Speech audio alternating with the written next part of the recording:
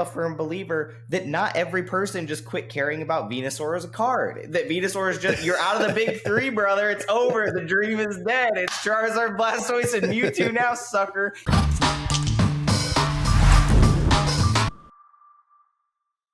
Welcome back to Collectible Conversations. I am your host, Pokemon Radar, also known as just Radar. And this is our other host over here, Squeaks Game World. Hey, Squeaks. Hey, man. You used full, very long names there. Not just Radar, not just Squeaks, but the full names. Just for our newer listeners, in case they need to get the full, encompass the full essence of who we are. Today's topic is going to be about Pokemon and really the collectible hobby as a whole, with what's going to happen with it over the next 5 years. What's going on with releases, what's going on with investing, collecting, what's going on with the companies that are involved, startups and all that stuff. So we're trying to get a full idea of where we're headed with all these many pieces that affect the market in some way, and share our thoughts on it. So So what do you got? What do you got on that topic? Because I didn't bring anything. So I know you have a lot. But no, I mean that's a wide spectrum of things, not because not just collectibles. Obviously, Pokemon's primary focus, but I mean you've got merchandise, trading cards, grading, just the climate as a whole, content that follows it. Kind of everything in terms of what falls under that umbrella, and so. We probably should pick one of those, I would assume, to start with. And I think the trading cards is probably what people want to hear about. Cards itself and Pokemon itself as a brand, I think, are a staple in collectibles at this point, and people pay attention to what's happening with those things specifically to gauge what will happen with the market in the future. So, before it was always just sport cards, what's going on with that? But now Pokemon is really established itself that I think it's a good thing to analyze and pay attention to see where the collectibles market as a whole will go to. So, do you want to touch on the Blip and Blep before or no?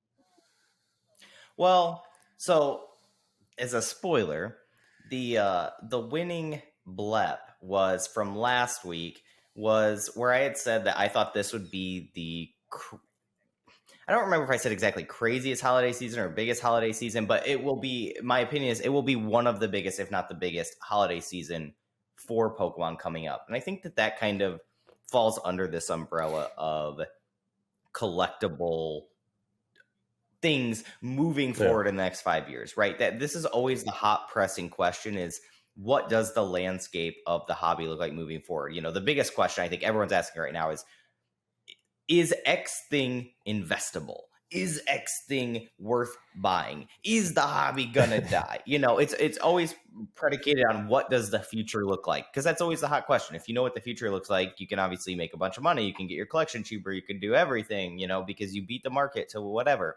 And so in looking at kind of the next 5 years, and maybe we can start this with, a good starting place that would kind of, go with that Blep would be the short term, right? Holiday season is coming up. We're in August right now. We have, I consider holiday season like October to December. I think that's when, November is when you're going to have like your Black Friday and Cyber Monday sales. Obviously, December has Christmas itself.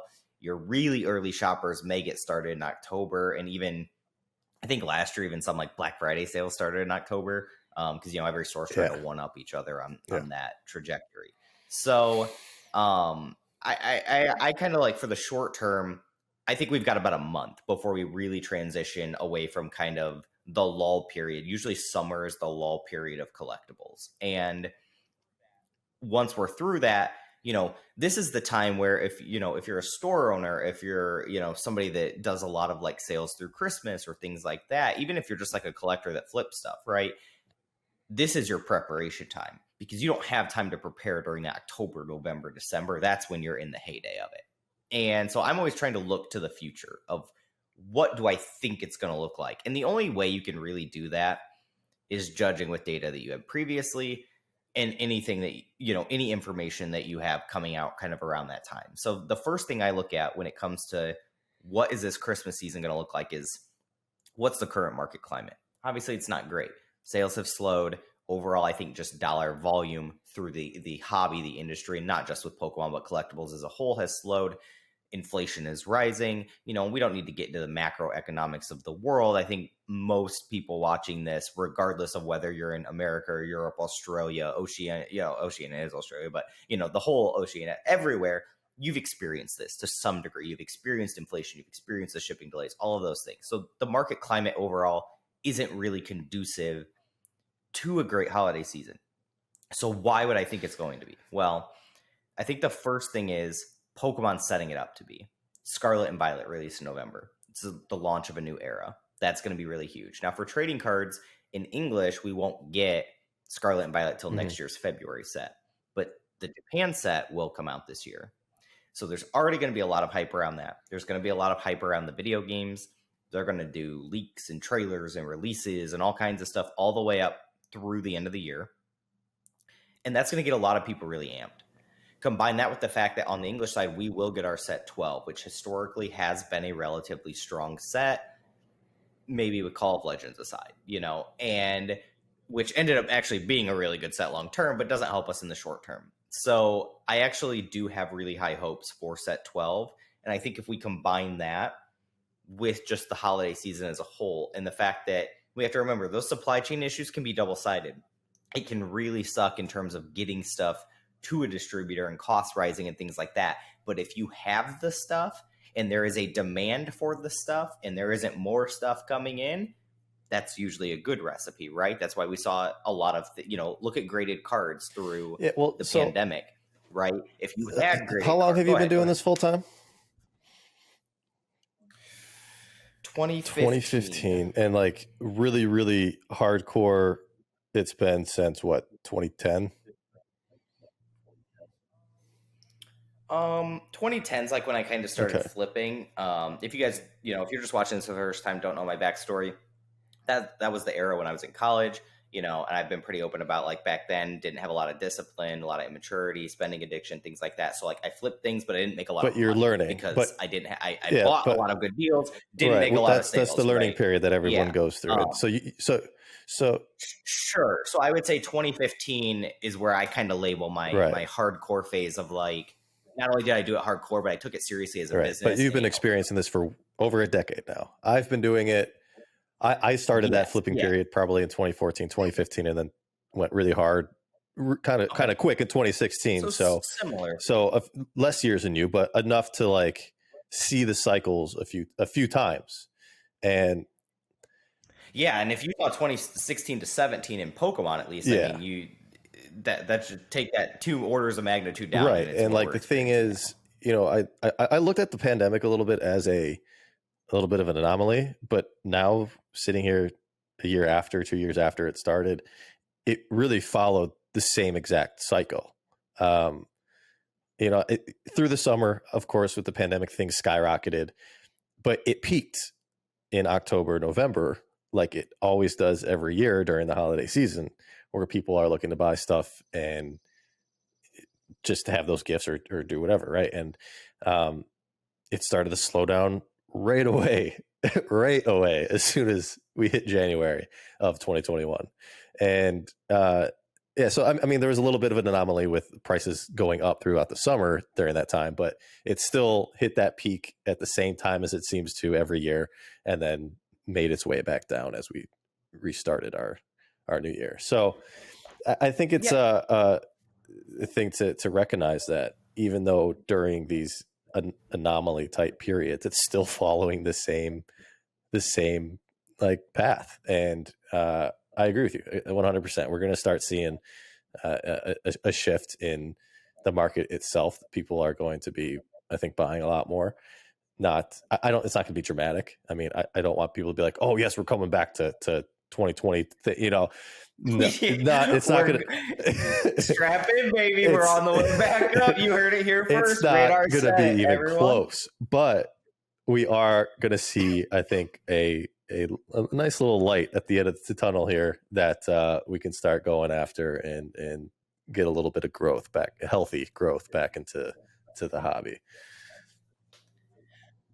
Well, and I think one of the things that really helps, and we can kind of, talk about this as we're talking about this holiday season, is to really understand what happened during the Black Swan event, right? Because I think a lot of people chalk up Pokemon in midway 2020 all the way to midway 2021 when it felt like it turned, is like the whole thing was a Black Swan event. And that's just not really realistic. I mean, it was an anniversary year. There was a lot of marketing done, a lot of pumping done. There was a lot of money that was flowing into it. Was there inorganic activity? Were there things that pushed it beyond a normal growth cycle or hype cycle? Absolutely. And I think that's what really gets a lot of people confused, is because you see that November period which was when stuff just really took off, and the Logan Paul box break and everything back in 2020. And that was kind of like, oh, that's the hype wave up, right? That was like the Pokemon Go equivalent 2016. And then we hit that January. And I think that's where most people that were pretty in tune with the hobby were kind of like, you know what? This isn't sustainable. It's going to start pulling back. And that was also around that time of the Lugia Neo Gen sale. The one, like, I think it was like 128K or something. And then there was like another like 70 and then a 50, whatever. Right. And that moment in time was almost like the additional push effort, right? The market showed weakness. It looks like it's going to have that little bounce back. It goes back to, like, if you think about Bitcoin in 2017, where it ran up to 20K, started to tail off. They pumped it back to 16, and then it just went, right? It's like that same little dip where you try to force it further. And what happens when that force happens in the market will not accept it, it pushes it down that much harder. And that's when you go into like your free fall. And then you just combine that with the fact that, it's that cliche saying that, the bigger they are, the harder they fall, right? And like the harder we went up, the harder we fall down, and we went up really fast. I mean, you think of how many cards had 1,000, 2,000% growth, whatever, you're going to fall really fast. And then you think of all the money that was pumped in the grading companies and the streaming apps and the collaborations and promos and everything, mystery box, whatever, NFTs. Yeah, I could literally just keep naming stuff. And there's going to be a capitulation. But the start of that was the start of some natural interest organic activity that then got pushed well beyond a reasonable limit, right? Into like the equivalent of bubble territory. And so I think that, and that's usually how bubbles form, right? Is you do have organic traction that makes sense, and then people push it way further. And so I think that if you can isolate where that change kind of happened, you can kind of see, what if it didn't happen? What would the trajectory have been? What would it have looked like? Pokemon's still in an extremely healthy state. And a lot of collectibles are. There's still a ton of interest in these things. Ton of people doing day-to-day videos. And, it's not like in, 2017, where when the crash happened, which we'll probably get there, stores were just going out of business left and right. Creators were quitting making content. People just people just didn't want anything to do with it. Like, it just, there was, and obviously that's not everyone. It wasn't like 90% of the hobby left. It was like 20% of the hobby, but you notice that impact. And so I think that it got crazy, but I think that there's also like this really unrealistic belief that the whole thing was just not real. And like, some of it was just organic, real interest activity that boosted. And when you do bring in a large amount of people that won't leave and will stay, there is some of that. And so I think that gives the whole moral of this is, I think it gives this really negative perception that like almost like the hobby, Pokemon collectibles, are dying just because they've taken massive retraces, and that some things, are falling, like first edition Venusaur, for example. Like, a lot of those raw, and even some of the graded in like the 6, 7, 8 range, are falling lower than what they were before the spike happened. And so people attribute that to, oh, it's dead. Oh, it's dead. Like, if it's below where it started, it's got to die.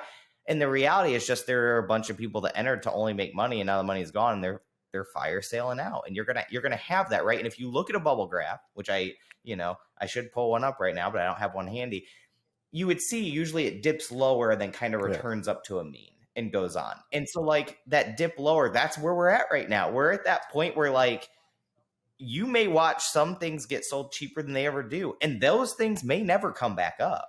But the market as a whole, Pokemon's still an extremely healthy brand. I mean, I have like 4 or 5 9 graded Shadowless Venusaurs because that card is just too cheap in my opinion.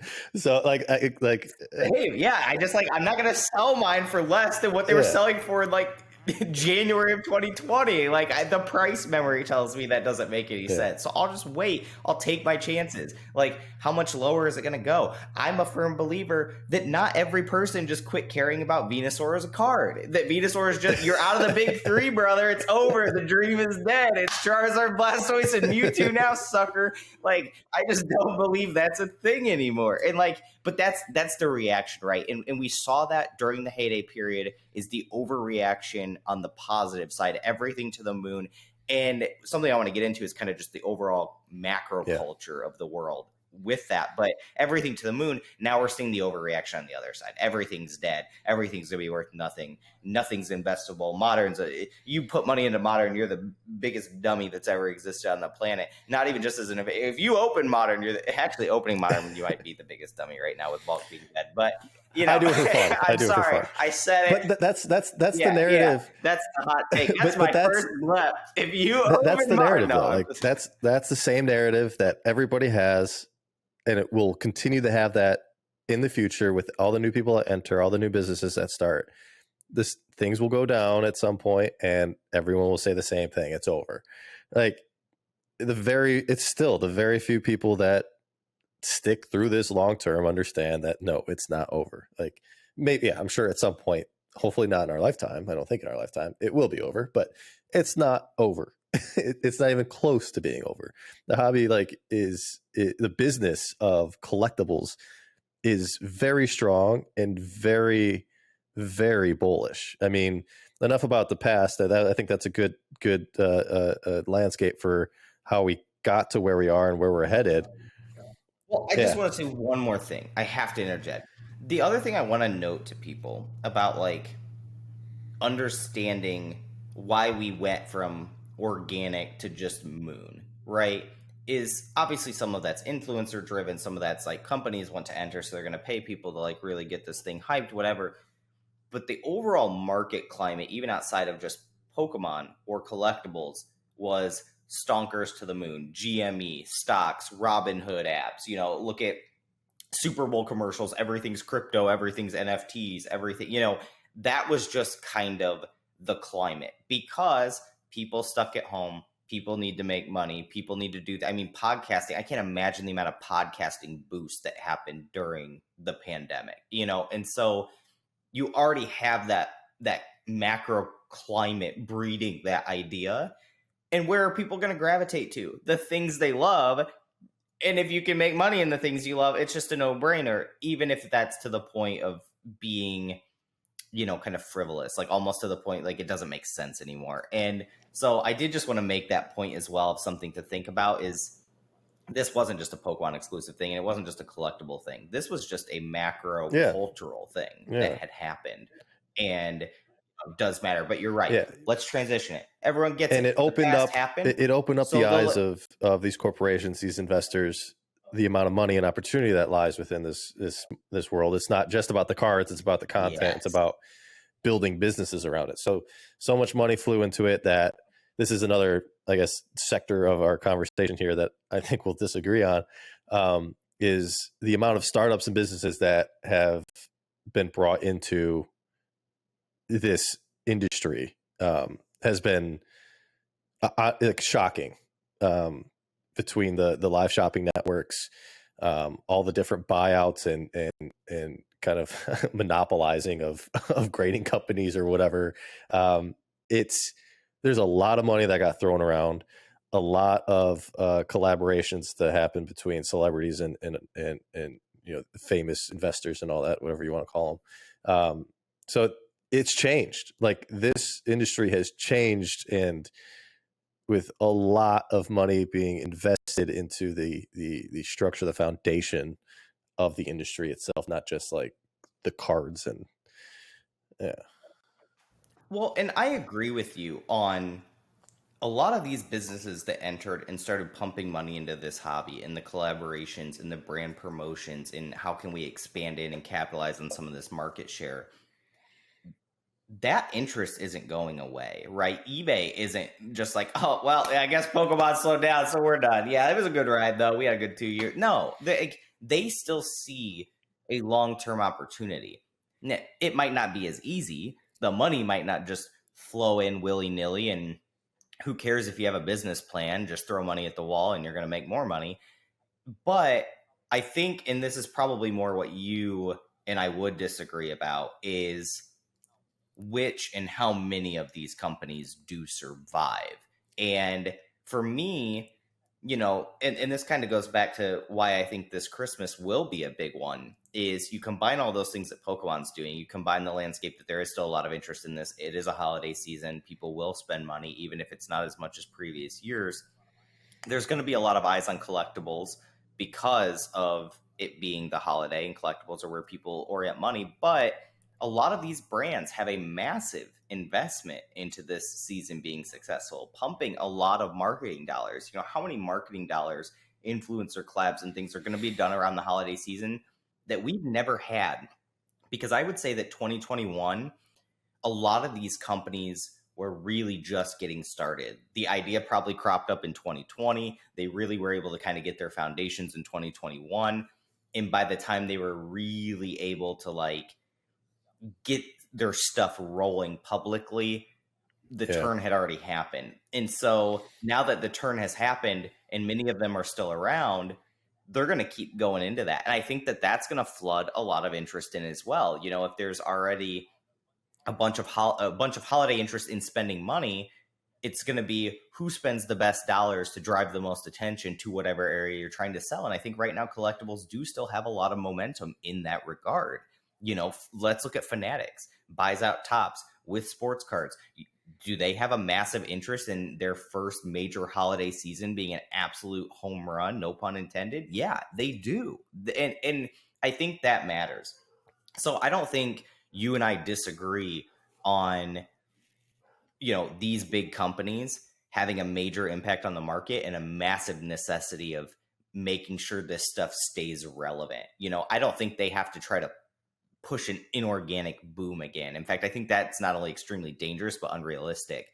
But if they can just make the hobby sustain, to be relevant, to be something, that's the key to their success. So our disagreement, I think, is on which of those companies will survive and whether their business models are really conducive to doing that. And maybe that's a whole nother topic.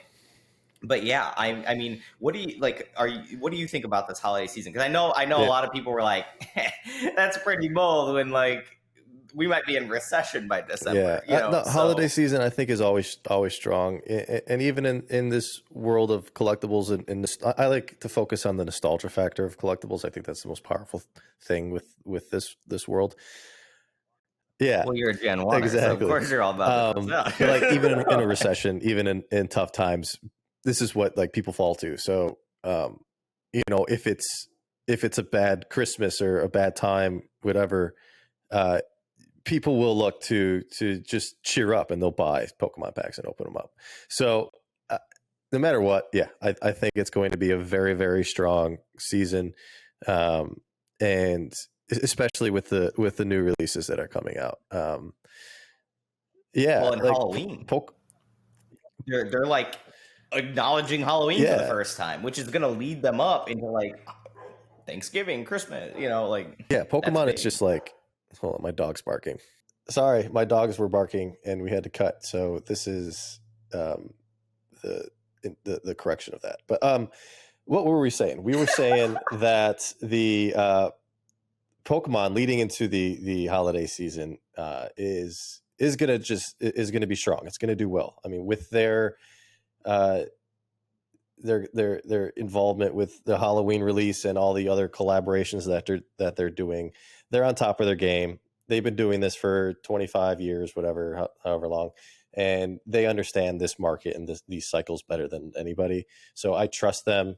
I trust they're going to do the right thing, the best possible thing, and it's going to be fine. As for the secondary market, again, I think it's just going to be the organic flow of like liquidity to our eBay sales and whatever sales.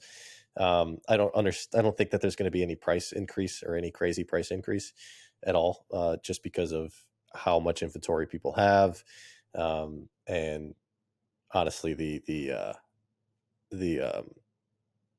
amount of low end cards that are available out there. If prices would start to rise, the amount of supply that's going to flood in of people wanting to be like, oh, this is my chance, I finally have an exit, it's just going to pull it right back down.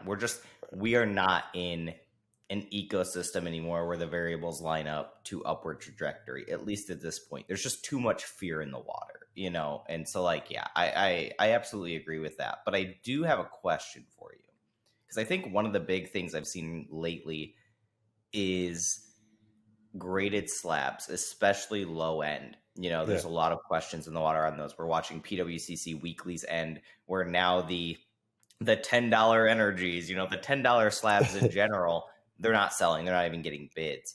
And a lot of the talk has always been for the years, will there be $10 slabs that nobody will buy? Will there be slabs that are $5 to $8? Things like that. And this is kind of maybe showing some looming of that. Do you think any of that will have an uptick during the holiday season, outside of, mystery box pack-ins and things like that, but like actual sales? Absolutely not. I think you'll get some here and there just because of the random like parent or whatever that's buying something for their kids, but mystery packs are going to be the Amazon go-to sales. Yeah, my favorite.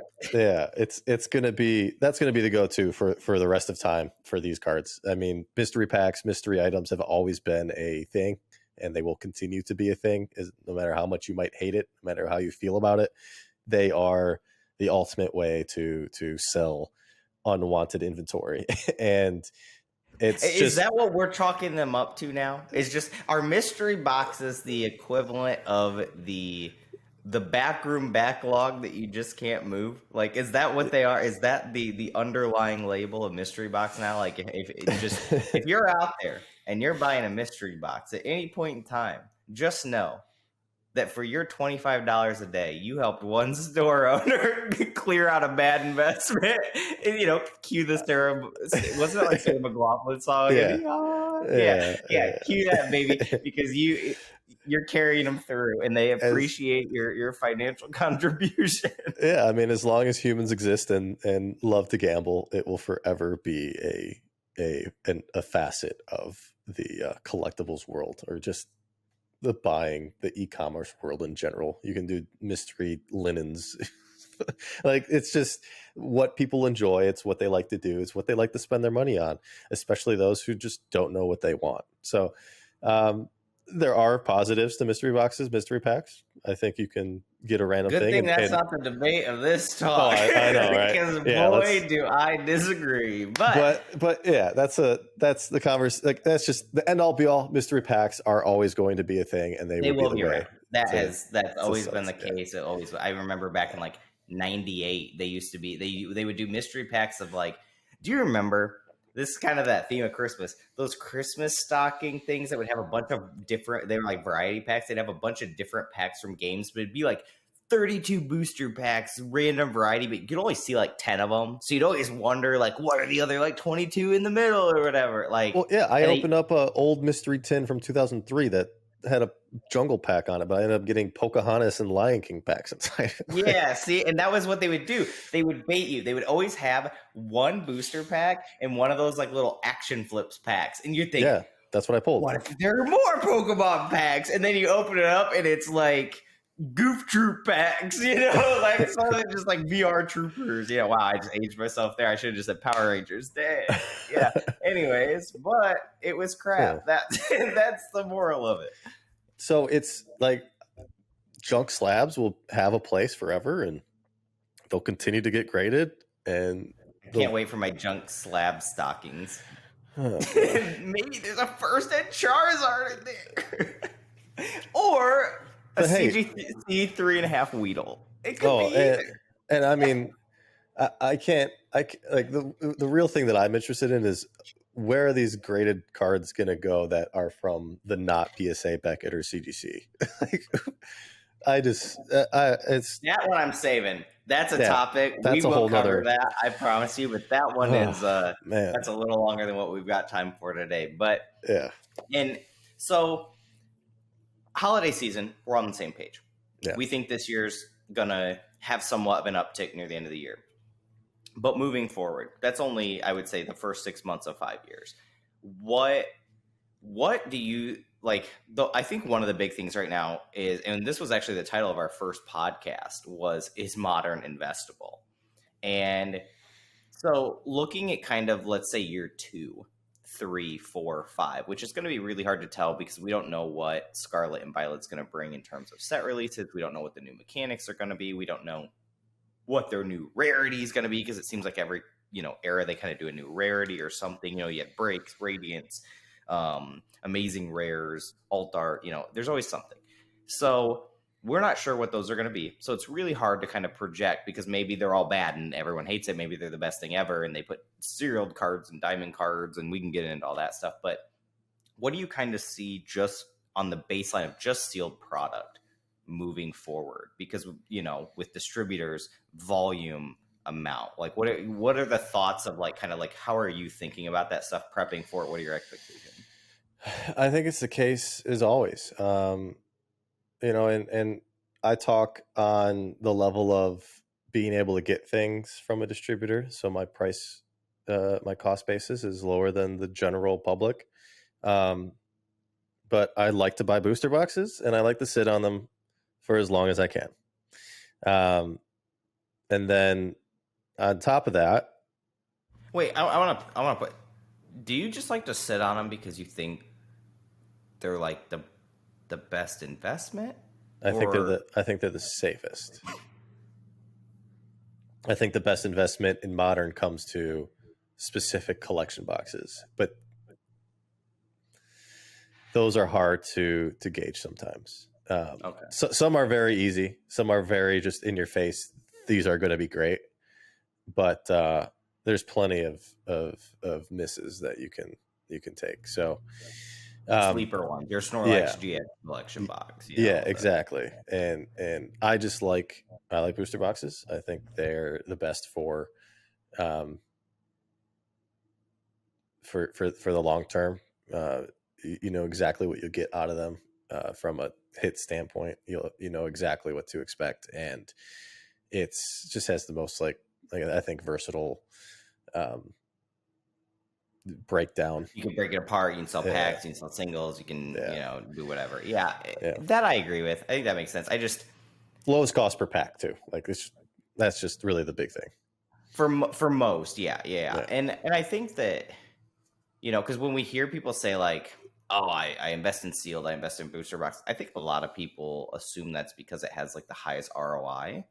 Mm-hmm. When in reality, the highest ROI is always going to be variable. It's always going to be dependent on each, like all booster boxes don't have the same ROI, like where to me, I've always seen it as the least effort, right? Buy a booster box, put it on the shelf, pop it in a 6x6x4 box, put a label on it, out the door. Like it is the easiest in terms of storage, condition, quality. I don't have to worry about climate for the most part. Cards warping in certain areas. If you live in Florida, cards warping, right? I'm sure that there's places in Europe, Australia, I'm sure it's like a nightmare. Whereas like a booster box, other than like worrying about, I guess, like the shrink wrap, like getting a little warped, like it's really not that big of a deal. The glue on those collection boxes you see pop off easy. Like there's just little things like that. Blister packs, man. I don't know how people do vintage blister investing. I'm done with that. I stopped that a while ago. Yeah. Did you have one happen where like the glue came off? Oh yeah, I had fossil packs that just like they'd pop off. But I paid like $12 for them. Like, oh, okay. So back then, but like now, dude, like, okay, I saw the other day, somebody was asking about like, should I buy like a Crystal Charizard? I forget what the grade was, or a Skyridge Blister. And it's like, Skyridge Blister? No shot, Bucko. Am I buying a Skyridge blister when the glue is more valuable than anything else there? I understand that they are way better to display and look at, but the premiums that people put on blister packs are absurd. Absurd. Yeah, I agree.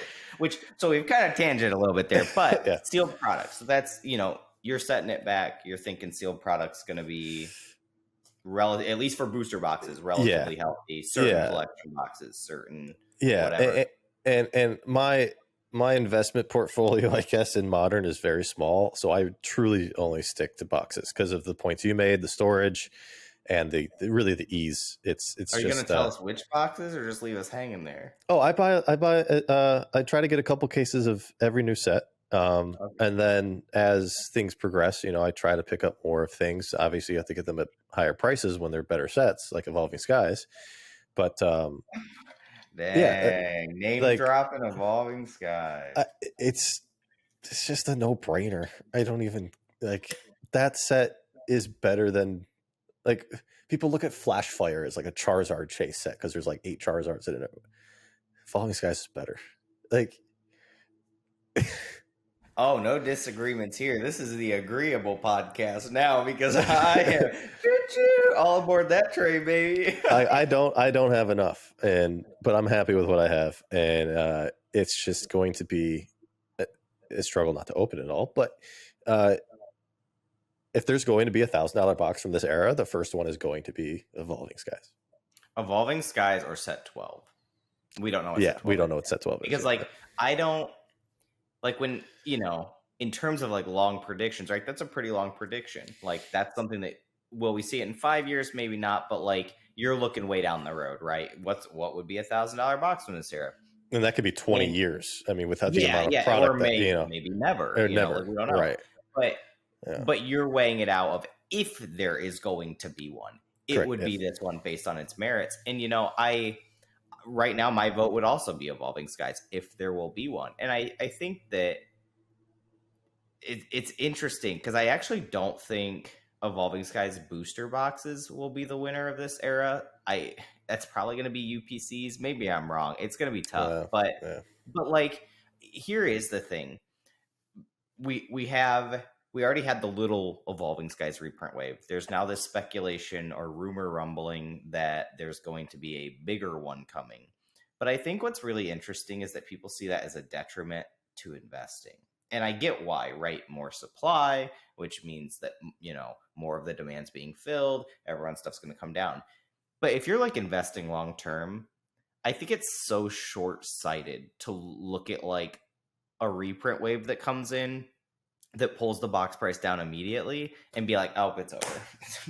It's over, dude. I don't like that perspective. And here's why. I actually think it's a massive benefit. And I know people are going to disagree with this. Put it in the comment section down below why I'm wrong, and I'll read it, I'm sure. But when I see reprint waves come in, you had all these people that were holding. Let's say there's 10 people that are holding, and you have a reprint wave.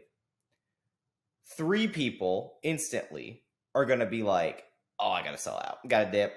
The announcement, I'm out, right? And everyone else that's buying it right now, as the prices are dropping, they're going to sell it into the market. Very few people are going to pick up a new position on downward momentum, right? So now you've got 3 out. New reprint wave, maybe 2 more go. New reprint wave, maybe 3 more go. Because now we've reprinted this many times, we'll just reprint it forever. And you only got 2 people left. Champion's Path is a great example of this. Everyone held Champion's Path everything, right? Specifically, what I'm referring to is the ETBs. Those ETBs. And they were down, man. Down. MSRP down. Which, for most things, that would be normal. But those, not normal. And then what happened? Reprint wave. People out. Reprint wave. People out. Look at them now. They're $100-some plus. They're not worth opening, but they have Charizard on the side and people like to collect them.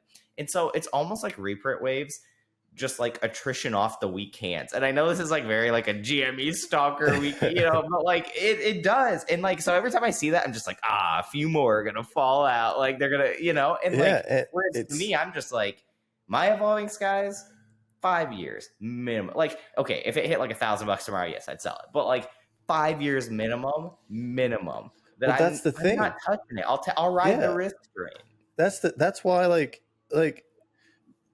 people don't understand this because they haven't been in this long enough to even know a whole life cycle of a single Pokemon set.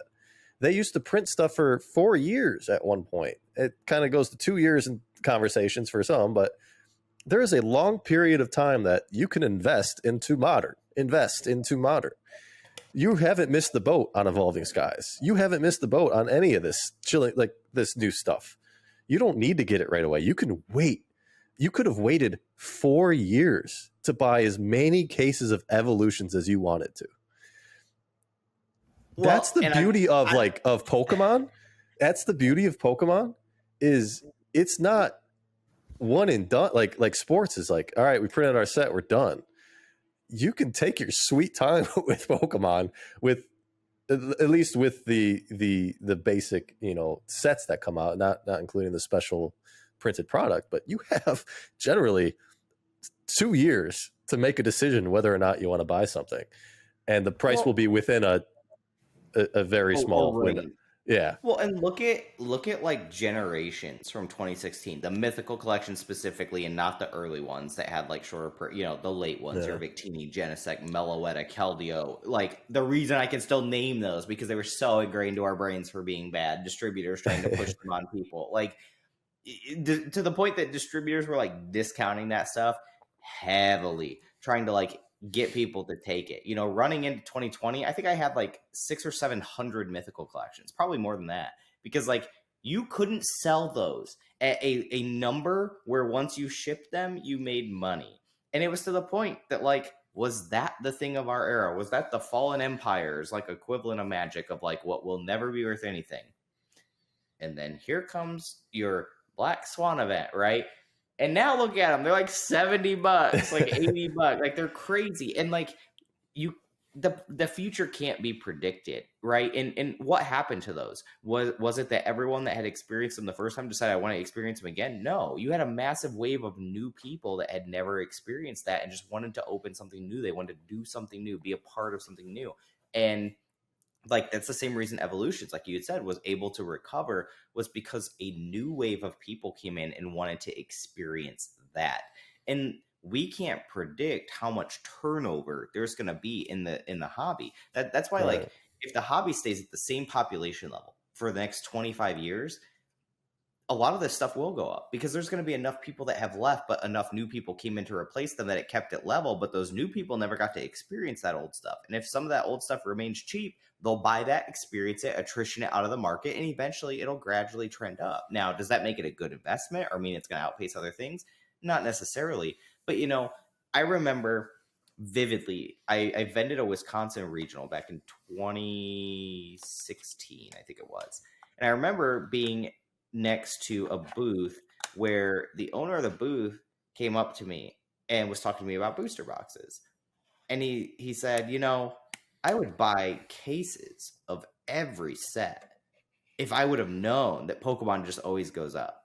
Which, like, that's a really dangerous precedent to think, like, that it always goes up and everything always goes up. But at the time, it did, right? Until Roaring Skies got that reprint that nobody ever expected was going to come, right? And that was, but you know, that was the thing. And I'm not sure many of the variables in Pokemon have really changed. I guess the amount printed, that's everyone's fear, the amount printed. Jungle boxes are like $6,000 or $4,000 or whatever they are. They definitely weren't that in 1999. So like, but you know what? There have been enough people that come back into the hobby that want to experience Jungle. And I know it's vintage. I'm already hearing all the WotC stands that are like, well, it was the first, you know, and like, I don't care that it was the first. Like the thing about Pokemon is that it, and cards in general, people love opening. People love the gamble, the chase, the excitement, no matter what. Forever. That is what cards are for. They are to open and enjoy and pull that chase card and tie it in with the amount of content that's being created and all the new content creators that come in every period, boom period, whatever. There's always a need for opening packs. So, well, and I don't care how much was printed. There's a lot of anti-modern stands out there, but Team Up's sitting at like $800 a box. So like, I don't know what to tell you. But I mean, that set came out what, 2 years ago at most. And because the thing is, there's also just going to be a life cycle where Pokemon can't print it anymore, even if they want to. They have so many current things in the pipeline, they just couldn't allocate to it. Like, they're gonna have to call it eventually. And I do think that Roaring Skies fear lingers for a lot of the old hats in the hobby that had deep investments, because it had never happened. And you watched your $500 boxes turn into $88 boxes like overnight, like literally undumpable. And that's fearful. Now, I don't know what Roaring Skies is today. I don't know if it's $500, but I'm sure it's recovered to some degree. But like, if you're one of those people that you lost tens of thousands or hundreds of thousands of dollars, I can see why you would be more reluctant to want to go into Modern, especially coming off the back of something like this, But yeah, it's. I think we're both on the same. I think we're both bullish on Modern, so I'm sure that having a contrarian opinion would help. But I don't know the actual numbers on it, but I just feel like there has been a huge expansion of the amount of releases that Pokemon has done. So your statement like product releases overall. Yeah. So your statement about the allocation. Absolutely. The one thing that would worry me about that's new is that Pokemon has bought their own printing facilities, right? That was announced. So that's just the one thing that causes uncertainty of what they'll do with that. But that indication of at least the increase of product releases goes to show that it'll be tougher. It's just generally tougher for them to reprint an older set just because they're focusing on the newer stuff that they need to get out. Yeah, so you mentioned that print facility, and I think that's really interesting because the print facility, I actually do think will help the 5-year trajectory of Pokemon, because they're going to have better control over what they're doing. Oh my God, that's going to help so much. Yeah, so much to where we probably won't run into so many roadblocks that they ran into, which, like, to be fair, all companies ran into roadblocks with, like, but those inadvertent, those stolen cards, I think ruined like. Yeah, but they still haven't fixed that either. So like, they already own the print facility. But my thing with the print facility is, that I've always I don't see that as a detriment in the sense of like, oh, we're going to print way more than we ever have, because I've always kind of been under the assumption that anywhere Pokemon has printed their cards have been one of those situations where if they need more capacity and they come in, they're going to get the capacity. It'll be at someone else's expense, some other card game, some other manufacturer, some other whatever. But like, Pokemon will be at the front of the line and they'll get the capacity if they need it. Now, would they have to shell out and pay money for that capacity? Probably, which is why there would be incentive to like buying your own print company or whatever, so that you don't have to have that expensive cost, especially if you're having to continually do it. But to the, I don't know that to me doesn't really scare me off. I don't see that as like, oh, yep, 9 billion cards a year or whatever. Like, I'm not really fearful of that. I think that Pokemon probably has some, to steal from Rudy, probably has some people up in their ivory tower that are very, very in tune with printing the right amount, because they understand the dangers of flooding a market and how unrecoverable that could be at certain junctures. I think Shining Fates, they really teetered that line. And I don't know what will ever happen in the future with that set. But yeah, I guess it comes back to kind of like what you said about the holiday season. I trust that they know this better than anyone and are in tune with that. And I think they've made these mistakes before, specifically with evolutions, enough that they would have learned from it and saw the detriment of that. Because, I mean, Pokemon single-handedly, just via accessibility, caused the bulk crash of 2017, caused the singles crash of 2017, code cards, the market stalling out. There wasn't a pandemic recovery from that. That was just not good planning. And how far did they have to? Yeah, I mean, how far do they have to go though for that to affect their business? That's affecting the distributors. That's affecting the secondary market, the Yeah. stores. Is that affect? Who know? I don't know. I don't know, and I'm sure it comes back to them in some capacity, right? It takes away trust from certain customers or distributors, whatever. But I think it takes a pretty deep level of that to hurt Well, their. and it's not in their interest. Like, that's the thing. People are like, well, Pokemon's making money off it. They'll just print volume skies into the ground. They won't. Because if it gets to the point that distributors are getting hung with this stuff, and Yeah. that starts to continually become a thing where it's pallets and pallets of product that distributors can't sell and they get hung with it, they're going to, like, okay, are they going to quit carrying it? No, but they're going to give pushback, right? They're going to get frustrated. They're going to give pushback. They're going to lower their order numbers. They're going to be far more reserved. At which point, when new sets come out and Pokemon has these grand expectations, they're going to be more reserved. And we've seen this before. Like, this is one of those things where we have the data. Like, if we go back and we look at when Crimson Invasion came out. Crimson Invasion came out the gate, did not have any hype. People were not interested in it, and it was a relatively poorly constructed set. And it was one of those situations where people started canceling their pre-orders with distributors. At which point, distributors, like, it was like one of those, like, we're gonna force you to take the product, or you're not getting any more future product. But also, they communicated that back to Pokemon, like, because I'm sure Pokemon has an expectation of like how much you're going to take as a distributor, especially like if you put an order in.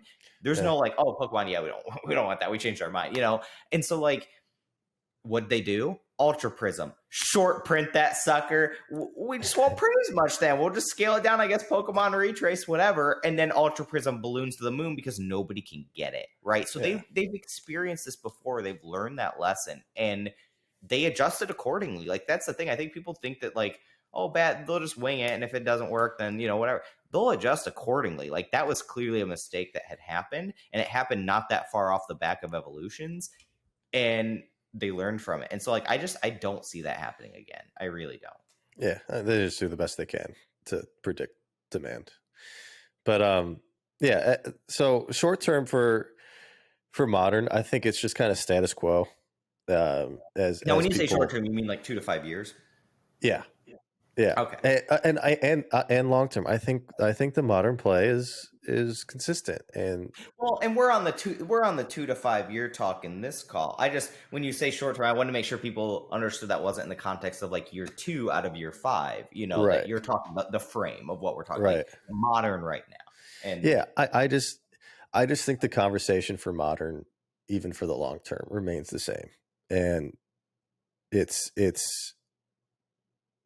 you have to play the game that you want to, pick the things that you want to get out of their releases, out of all that stuff. Go for all the hits, build up a huge inventory of alt arts, whatever you want to do. Like, there are plenty of little plays, but you need to do it. You don't even have to do it early. You can wait, be patient with Modern. There's no reason to rush this stuff ever. In my opinion. Well, I don't think you're wrong. In fact, I think that's actually relatively good advice. So, one of the only points I disagree on that is if grading is a factor to you. Like, if you're out there right now and you're thinking, you know what, I want to invest, specifically singles, right? Not sealed product, but specifically singles. You're like, oh, I want to put a position into X card for the long term. I do think that there can be an advantage to going in early, and that advantage is one that I do think is frequently overlooked, which is that your largest volume of highest condition raw copies available on the market will be when the set is in its prime, because that's when the most volume is going to get open and the least amount of time that those cards can encounter attrition, right? Like, gotcha. Look at any Sun and Moon full art right now. If you buy that card raw off of TCG Player, your average odds are between an 8 and a 9. Because those have had so much time to get a little corner nick, a little ding, a little scratch, a little whatever. Whereas if you hit a Sword and Shield card right now, if it's like a standard card that out of a pack could get a 10, you probably have a 50-50 shot at a 9 to a 10 right now. Just because strictly on the amount of, like, the best condition ones are still out there raw, especially right now when people aren't grading a lot of those because everyone's so nervous and apprehensive. Like, I would assume most Astral Radiance cards on the market right now are straight out of a pack to a sleeve, you know, Yeah. and haven't had that time to go through that wear and tear, even just in near mint condition.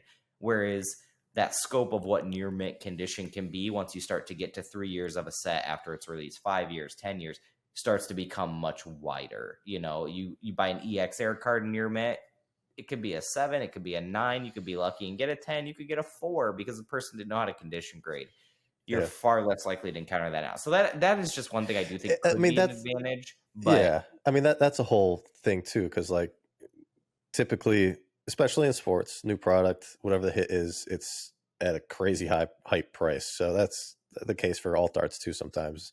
But yeah, that's a whole game that you have to play in itself is watching the singles market and finding the right time to make that play. Buy, grade, sell if you're doing it quick, that type of thing. So yeah, there's obviously a endless amount of paths and conversations to take with that. But I want to get into vintage a little bit, if you want to, or no, we I could, think we'll just end the podcast. no, you're or, good. You're good. No, or we you can talk should though. about. And to be fair, you have a lot more knowledge on vintage. So I will say you're gonna have to steer our ship here, and I'll just kind of co-pilot off to the side and drink my drink, and Well, I'll throw a little tidbits there. I follow vintage, but like you do a lot more of the actual yeah. Like I think everyone can have theoretical knowledge on this stuff. I think everyone has something to contribute. Everyone has an opinion, like when it comes to like investing and stuff. But there is some level of understanding that you get just by doing the actual practical doing it. By I've bought these things, I've sold these things, I've experienced this pitfall, I've experienced this really good thing that happened. I've found some of the tricks, I've found some of the the things that the people aren't going to tell you about, and all the YouTubers that tell you that they tell you all their secrets are not going to tell you about anyways. Those kind of things. And so like, well, I can contribute, you can, like, in my mind at least, really contribute. I don't remember the last vintage pack I bought. It was probably Jungle. So, because I do want to talk more about like the business side of things that we touched on but haven't dived into yet. But like as for vintage, one of the things that from a business standpoint, that like a reselling world, that I kind of took a heavy learning curve on was at what point in value of your of a single item do you start to really lose liquidity, and that became an issue. I mean, once crypto and all that stuff started to tank, trying to sell a $20,000, $30,000, $40,000 card became very That's what I was going to ask. difficult. Do you have a value in your mind? Right. I like 10,000 is a very important price point. That's like the psychological number where like your buyer pool drop off is like drastic. Yeah. And I started playing, I played up to the 6-digit single item thing. And even at the peak of the market, it was impossible to sell. I had to trade. So can I just give you an anecdotal thing that I just thought about by you saying 10,000? Yeah. The sale that really spurred the start of like people that were deep into the hobby realizing like, man, this is going to be a thing. Wasn't that Pratt's 9 Charizard sale that was also 10,000? There was that. There was when base set boxes broke 10,000 there. But that was kind of thing. 10,000, like first ed, like Zard in a 10 had already been above that. Right. But like, that was kind of it, right? Like maybe Blastoise in a 10 was around that. But other than that, like for English, but that 9 sale, that was like, that's a 9. Yeah. And this is something that he's talked about before. And it's just true. The psychological manner of it. Like there's not a lot of people.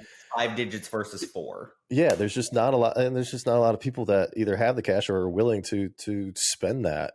I mean, I remember when first ed 10 Zards were 20, 30, 40K, people were doing payment structures over years still. Like it's a whole different ball game when you get involved above that $10,000 mark. People want to trade. It gets complicated. It gets very complicated. And if you get yourself caught up in that, it's in a downtrending market, it's going to be very hard to get your money out. So from a long-term standpoint, and I know we're seeing record numbers still for the best of the best in sports and Pokemon Illustrator, whatever. Don't even consider that as a That's part of marketing expenses. yeah, That is. exactly. I think that when people talk about, buy the best for the long term, you really need to look at the best within a price range and not just throw your money at anything in that range. So when it comes to that $10,000 mark, be very careful, like myself included, in jumping on those opportunities, because it might take a long time to extract or exit from that investment. Now, when you say 10,000, I assume you're referring to 10,000 in a singular item. Correct. Right? So Correct. not like Not a $10,000 in collection. alternate arts or 10. Correct. Yeah. So Correct. Yeah. So that's one of the biggest things that I've taken away from my past couple years of higher end vintage investing, collecting, selling, whatever.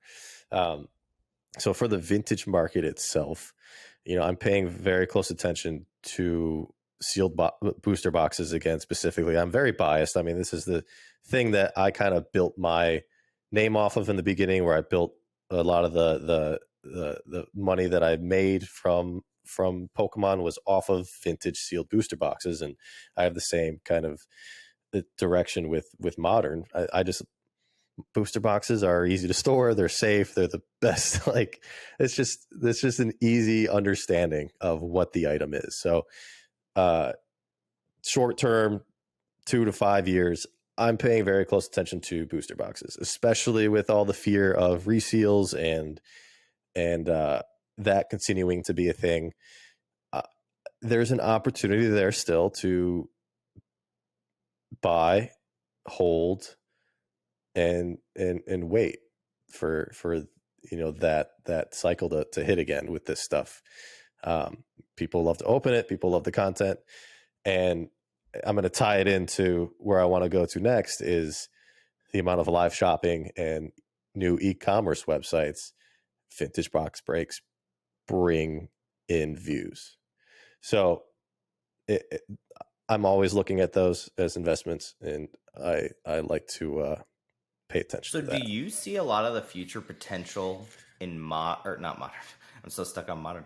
In vintage boxes as more marketing value I think than break value? Because that's where a lot of it's been we started proven to get that transition, but during the big heyday, there were just breakers just making money breaking vintage. very But then few. it kind of turned into like you're making your money breaking vintage for whatnot or for Golden or for whoever, that like, almost like some of the big record sales that we're seeing today, to me, do feel like marketing expenses. It feels like That's it's 100%. one of those things where like, we'll make sure it gets this price, via compensating X amount to someone. I don't know if this is actually happened, but like, this is like logically like what I would do if I was in their position, right? Is we know somebody's going to pay $5 million for this, pay $7 million for it. We'll pay you the $2 million difference as a kickback or whatever, refund credit, whatever.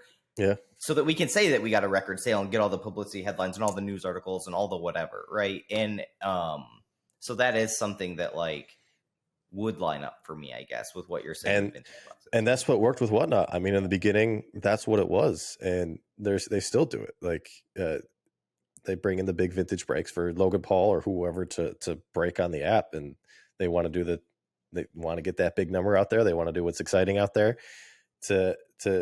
for and put it against marketing expenses, I would assume. So with all these other new companies that are popping up that I think will fail as well. I don't know if you shared this yet. We kind of talked about it, but that's really the only way to get your footing, I think, is to pay creators enough money and do a big enough box break to at least bring in some viewership and start making waves.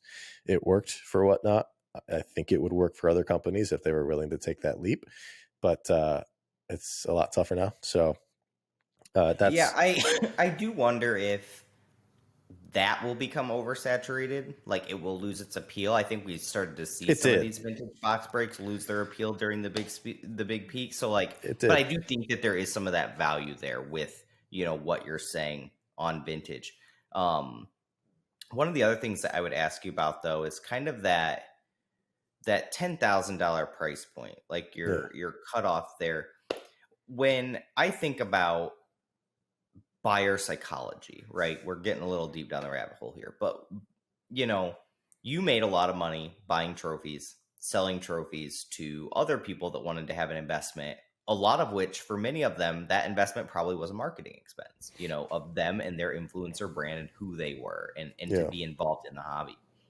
Well, those people when they start putting or when they quit putting money in, that's what kind of creates your turn, like your start to trend down, right? Because the tippy top of the pyramid is leaving. Well, when I think about buyer pools, one of the things I think about are who are going to be the first people that figure out the turn is happening in rain off, right? And the first people that figure out are going to be the suppliers. They're going to be the people that are selling the stuff that realize now the stuff's not selling as fast. It's not selling for as much. I'm not getting as many bites. And I feel like your most in tune buyer pool are going to be the ones with the most on the line. And so that also is kind of like, not only is the 10,000 mark kind of like where that psychological thing is, but a lot of your buyer pool for those, you know, if your tippy top's already gone, is just going to be other people that are also really well in tune with the market and are going to know not to touch it. Whereas like why when that turn happens, it's going to happen fast. And we saw it happen fast, but like it makes sense, right? Is like, because with really high end stuff like that, your average consumer isn't buying it. And so your pool is pretty much either your tippy top of the market that's driving it, or the group of people that are so very aware that your odds of like being able to unload on them is really slim, right? And I can give you an example of a similar type thing is in bulk in 2017, when bulk really started to take its turn. I had a few big like vendors of bulk reach out to me and be like, "Hey, would you be interested in buying some bulk?" And I thought, well, that's kind of weird because that's what you do too. Like, you're my competitor. And then they're like, I was like, well, how much? 3 million cards, 5 million cards.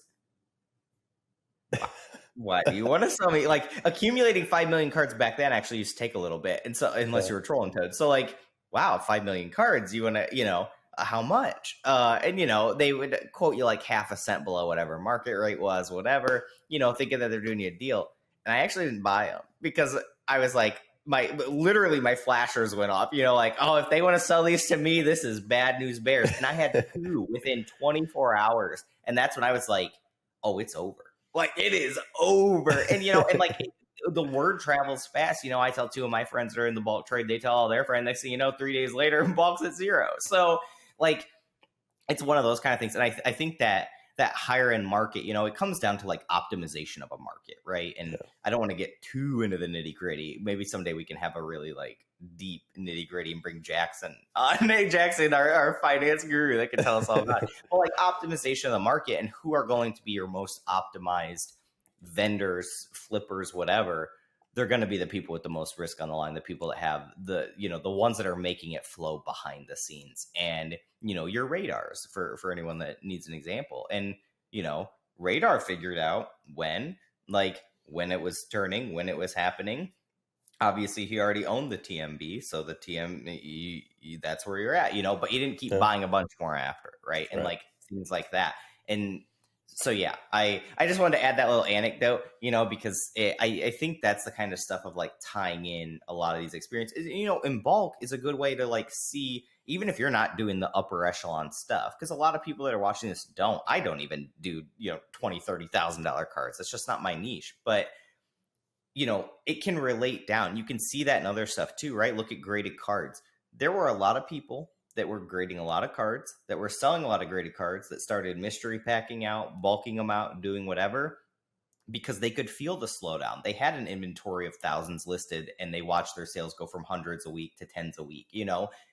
And the other people that were just casually doing it maybe didn't realize as quickly and took a bigger hit. So like, if you're gathering anything from this whole speech, is knowledge is extremely valuable in the industry, and sometimes knowledge really just comes down to paying really close attention and tracking things and keeping data and keeping records, and just watching how many are selling on eBay and going to sold listings and what's selling and what's not. And if anyone out there doesn't know my roots, one of the things is when I started the store, I didn't have a lot of money, but I did feel like I had a better knowledge base than a lot of people in the industry. Not all of them, there's always going to be Charlie Herlocker in the industry. So, but and that was what I prided myself on. It's I'm just going to do more research. I'll make up my lack of money here with this other thing here that I can acquire, right? I have more time and I can get more knowledge, and that'll compensate for my lack of funds. And then eventually I can transition that to where I get more funds and can compensate that for lack of time, and so on and so forth. So like if you're taking anything from this, regardless of if in the next 5 years, Pokemon goes up, down, sideways, whatever, or collectibles as a whole, there are always ways to progress and improve. Because I'm sure many of you out there right now are sitting on your hands thinking, it's not a great time to sell. It's not a great time to buy. Not really sure what I should be doing in the hobby. Sometimes just research, analytics, studying, watching, being patient is the right move. And, I think that that's really important. And I'm sure, I'm sure you will buy another trophy card in your life. I'm sure you will sell many trophy cards in your life. But right now, it kind of sounds like, at least from, our private talks, is you're just kind of watching, kind of seeing, kind of waiting, kind of learning, and I think that that's valuable to like reiterate to people that like sometimes that is correct. Yeah, patience. But I want to get your take on the more. I want to go into more detail about the businesses that are popping up about this stuff, because you said to me, I think your statement was, no, you're stealing my future blep. Don't do it. Oh, that's right. That's your future blep. All right, we won't talk about it. All right, no, it's okay. We can talk about it. Let's do it. Are you sure? Okay. Your statement was... Well, I'll give a brief. We'll give a brief. Maybe, okay, I'll give you... You say it. I'll give a little brief take, and then if people decide they want a deeper talk, I'll add it as a blep in the future they can vote on. All right. Your statement, and I'm probably misquoting, but you said... Paraphrase. I'm paraphrasing. All of the established live shopping networks will fail. All, key word here, all of the established live shopping networks, platforms will fail. And the reason you said in the next what? Established. You said next 2 years too. Next 2 years. So the reason he's putting emphasis on established is because I do want to exclude eBay from that. So right now eBay's in beta. So beta is not like fully launched. I think my words were like fully launched ones that are out there. And this isn't a slight to any of them. But I would say that I think there's going to be a lot of factors that go into this, and we can always break down what those are if that would win the blep in the future. But the reality is you need a few things to make a business work fundamentally. And the first one is a core structure, a structure of what your company is, what your goal is, how you're going to get there. The more planned out that is, the more structured that is, the less you have to change that over the years through your chain of command. It can just build upon it instead of having to try to redo your foundation, the more likely you are to succeed. I think almost anyone in business would tell you that without a good core foundation, everything you build on top of that will be rocky, right? Like that's the analogy. And I'm not sure a lot of these had that. I'm not sure I think a lot of these had a dream and a vision and just went for it, right? Because the time was right and weren't sure how they were going to get there. And you could probably even extend this same logic to a lot of the new trading card games that have popped up in the last year or are currently popping up. And I think this is maybe this is what we should have the blep be, is just new companies in the collectibles industry as a whole that have came up during this time. And the reason that's why it was so important to me to exclude eBay is because eBay already does have a massive foundation. And so I think that could be really, what would happen is everyone would comment eBay and that would draw focus away from the actual message that I'm sending. And I think that that foundation for a lot of these companies is extremely lacking, and I'd be happy to break it down. But I also think that a lot of the growth of these companies is not accurate to like what's being reflected. Like, viewer counts compared to valuations, things like that, which we see this a lot in tech startups and stuff like that. The valuations balloon well beyond what companies are making, or at least like their average users, how many followers they have on their social media accounts, engagement, and everything like that. And I think that this industry specifically is really still learning how to use influencer marketing, to where influencer marketing isn't just a one-time thing that gets a temporary boost but doesn't sustain. And an example I'll give of this is the Post Malone collaboration, with that Whatnot's doing, where it's I believe Post Malone's going to play somebody in Commander. Winner gets $100,000. I'm sure that they had to pay Post Malone money to do that, and they did it on the app. So you had to go on Whatnot. You had to make an account. You had to sign up for your chance to get picked. I think that's happening tomorrow from when we're filming, by the way. Okay, yeah. So my question would be, how many of those users are actually going to convert? And can you hear Clark? I can hear Clark. My little cat's just screaming. Just let him scream. He loves Post. He's the biggest Post Malone fan you've ever met. Yeah. So, anyways, my point is though, like, I don't have the data. Maybe they do, and maybe this is where like their marketing team is obviously way smarter at marketing than I am. But I would really question how many of those users will convert to true long-time users that stay on that platform. And I think it's the same thing that we see when like new card games start and they boast really big tournament prizes. I mean, we saw Argent Saga do it, Flesh and Blood did it, MetaZoo did it. I mean, it's like the thing, right? You come out the gate, you sell your stuff, you pump it up, and then you're like, oh, we're gonna run a $500 million tournament, like whatever it is. I think Argent Sagas was like 10 or 100,000 or something. MetaZoo's was like $250,000, or I don't know what it was. Flesh and Blood was $1 million, I think, and something like that. But how much does that convert a temporary growth of like, all right, I'll go build a deck and try to win $1 million, whatever. And then you don't win $1 million, the tournament's over, the money's gone, and I'm moving on with my life, right? And I think that there's a lot of like stuff we could analyze from like things Magic has done with competitive play, things other companies have done when they've entered the industry and not been successful. But I question a lot of this, because I think a lot of what makes collectibles successful is very different than what makes a lot of other industries successful. And I think for a company to truly be long-term successful without just the goal of, oh, I'm going to get sold to an eBay or an Amazon or a Shopify or something like that, but just to stand on your own legs and stay on your own legs, essentially that foundation you built, that is what the company is forever, or, really long. I think that is much different than what you would see in like the makeup industry or the tech startup world or anything like that. And the whole like tech is figured out. The whole dream of just like blow up and get acquisitioned is like such a pipe dream now, because that is what everyone turned into.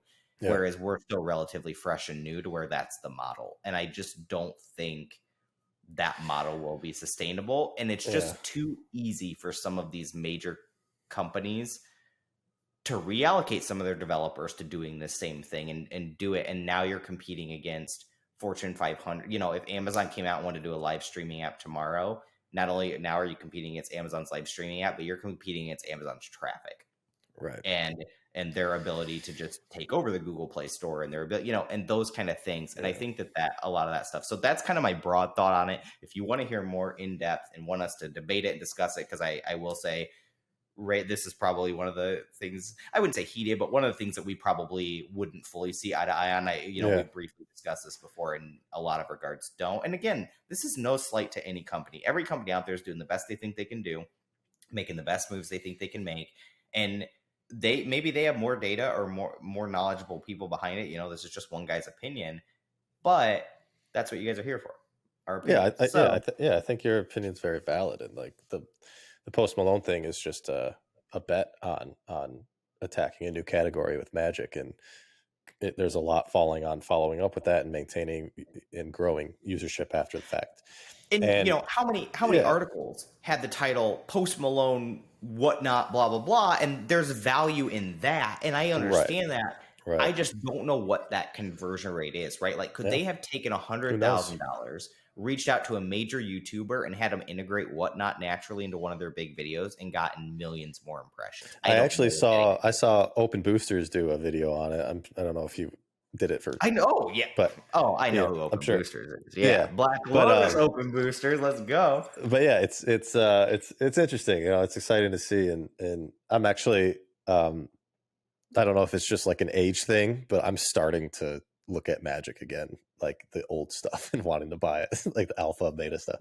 Do you think that's real quick? Do you think that's more because Pokemon has slowed down, so now you feel like you have more time to kind of breathe away from that and not feel like you're going to miss everything, and now you're kind of opening your eyes back to some of the other stuff that like just didn't have the time for, the money for, the bandwidth or whatever? Because you're not the only one I've heard gravitating back towards Magic. I don't know. I know other collectibles. It's always been a thing for me with Magic because I used to play it with my brothers and stuff, and when we would get together, we would get a box and like open it together and try to build a deck or something. But my local store has some alpha cards, and I'm like, you know what? Maybe I can buy these and try to complete an alpha set over the next 30 years. Like it's I think a little bit of a collector, like the collector bug hitting me, and specifically for that. So whether or not I get started on it will kind of dictate the goal happening. But definitely the slowdown of Pokemon has opened my eyes to looking at other things. So I think that's natural. But what's interesting about that is that you're looking at other things, but it's still within collectibles. So I wonder how many people are in sports right now that are like, maybe I'll look at Pokemon again. I grew up with some Pokemon cards. How many people are in Magic that are like, I'll look at something, that like, it's almost like we got exhausted within our own sphere, but we're not exhausted on collecting as a whole. We're not exhausted, but because we're always so in our own sphere of Pokemon and we see everyone else start to branch out into the other things, it feels like there's an exodus out, but there's probably just as much of, that exodus out of others back in. And like, Obviously we don't have that data, but it's one of those interesting things to think about. And it all comes back to like, we can sit and mull all this over as much as we want. We never truly know the future. Throughout this conversation, we have had multiple points where we talked about the trajectory could be up long term, and we, bullish on modern, bullish on singles, bullish on these things. But then other avenues where like the collectible hobby as a whole, maybe some of these companies that have started up, or certain grading things, or some of these lower end slabs that we are extremely bearish on. And I think that's the real key. The moral, the creme de la creme. Y'all know I love creme de la creme. Creme de la creme of this, I don't even know what that is, of this whole thing. I'm hungry. Is that I just say it. It could be like I don't even know. It might not even be a real word. But like, is that it's all variable. Any market is going to have things that do well and don't do well. Just like in 2017, which I think is what a lot of people try to attribute what now is, just maybe on a smaller scale, there were still things that did well. Burning Shadow Charizard was still just absolute gas in a juicer. There were still really good releases, really good cards, really good things. And there were a lot of people in the hobby that were having a lot of fun with it. And so overall, just because things are a down period or not as hype or not as exciting as what they were, a couple years ago, doesn't mean the hobby is dead. Things are still alive. Things are still kicking. As long as Pokemon's doing their thing, as long as these collectible companies are doing their thing, most of them are not going anywhere. Some of them might, but that's the ebb and flow. That's the progression of it. And so I think that's kind of the moral of talking about this that we wanted to get across is, are we going to be right about each one of the things we thought would do well, or each one of the things we thought would do bad? Maybe, maybe not.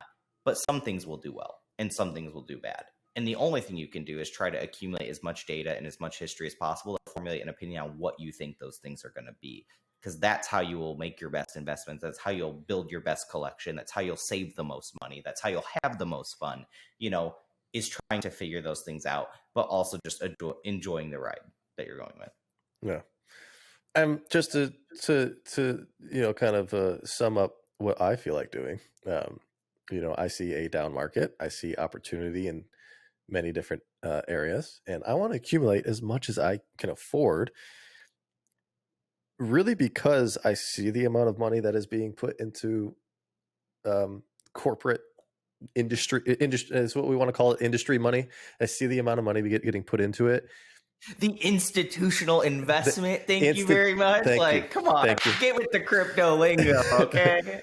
With that amount of money, there is going to be a monstrous push of marketing into the collectible world over these next few years, either to save a company, either to take a company to the next level, whatever the situation is for whoever it is.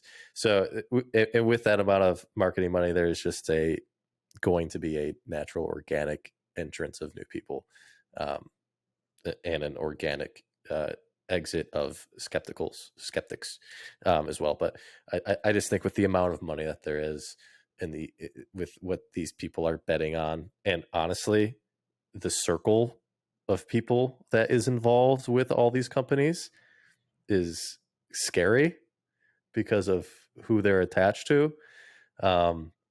If they fail, they all fail. So I just don't think that will be allowed to happen. So I'm just betting on a lot of the things that I see value in, and I want to accumulate as much as possible during a down market. Sure, it can keep going down further, but at some point, whatever I believe in, I'm betting on, I'm taking the risk and hoping for the best.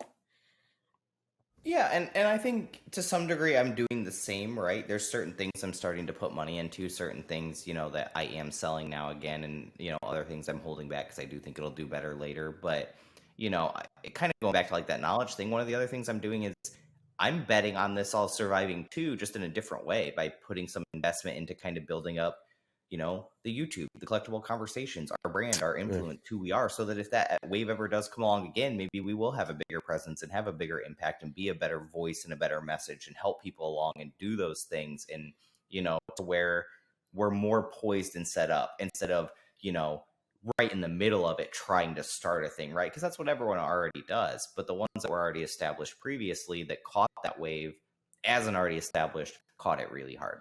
Pokey rep, so like that kind of thing. And like, so that to me, like that's how I'm doing it, is now I'm investing my time. And I think that's something else that people should realize. Like, it doesn't have to be a money investment right now. You don't have to be buying and selling to be progressing, right?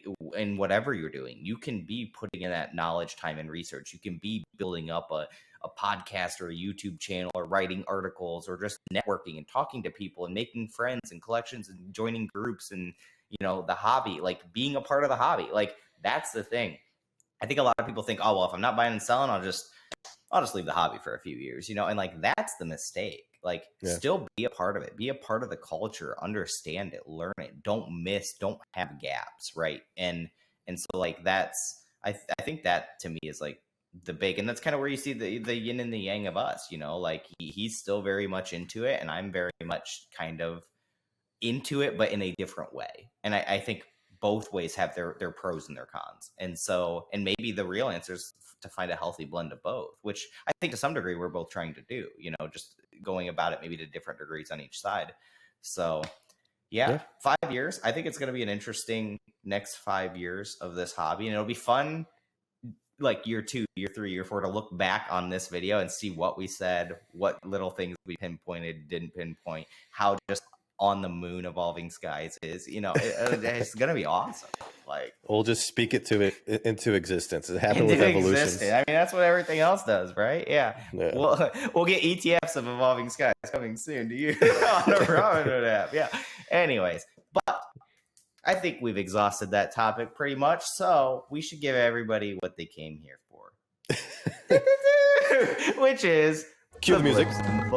Yeah. Producer, music, please. Yeah, whoever that is messed it up last time. Yeah, your dog. We'll get your dog to produce. Yeah. So yeah, Blips and Bleps. Why don't I start off our Blips and Bleps here, if my dog doesn't bark. To clarify, to remind everyone of the rules of the Blips and Bleps, we are each going to give a hot take back and forth, 3 apiece. No context. We don't get to react. We don't get to respond. We don't get to discuss. And you all out there get to pick which blip or which blep we talk about on the next episode of the podcast. So, Start us off, Radar. What do you got? And be sure to you won. You won our episode 2. I won episode 1, and this last one was mine. So you've got to win this one. This one's on you. Okay. We're keeping a score. It's 2-1 right now, baby. Yeah, but smash that like button, hit that subscribe button, and share it. Smash that like button. All right, I'm going to start off the first one with a fun-loving one. Breakfast sandwiches are best on bagels. I don't even have anything to add to that if I wanted to. So, all right. What are you top G? Are you not a breakfast guy? I can't tell you unless they pick it. That's the rule. All right, the rules are the rules. There will be $1 to $5 in that range graded card slabs on the market that are not selling within a year. $1 to $5. My next one is grading is going to self-implode. So wait, I gotta ask. Pause. Intermission. We need a referee. If they pick grading, do we both get a point? I don't know. You guys have to specify because the thing is, if one of those two get picked, we'll probably end up talking about both. So you have to specify though which one was juicier. $1 to $5, and then you put that one in the comments so that we can still accumulate the points correctly. Okay. Anyways, Pokemon will introduce serial cards in the Scarlet and Violet block. Serial numbered cards. Okay. I just realized that my third one here kind of contradicts what I said in this conversation, but okay. But I do stand by. I would have to go into more detail to obviously explain it. He's setting you up to want more. This is sealed vintage is the highest risk, highest reward facet of Pokemon today. I see. Highest risk, highest reward. Yeah. Well, you know what? I see what you did there. You gave a little preamble. You gave a little setup so people would be wanting more. But I brought out the big guns for this one. Let me get up in my seat for this. Yeah. Okay. New York style pizza is the best style of pizza. And with that is Collectible Conversations for the day. We are your hosts, Squeaks and Radar, and we appreciate you guys joining us. But feel free to click one of our other episodes so that you can continue watching some of our previous podcasts. And with that, we'll see y'all next week. Goodbye.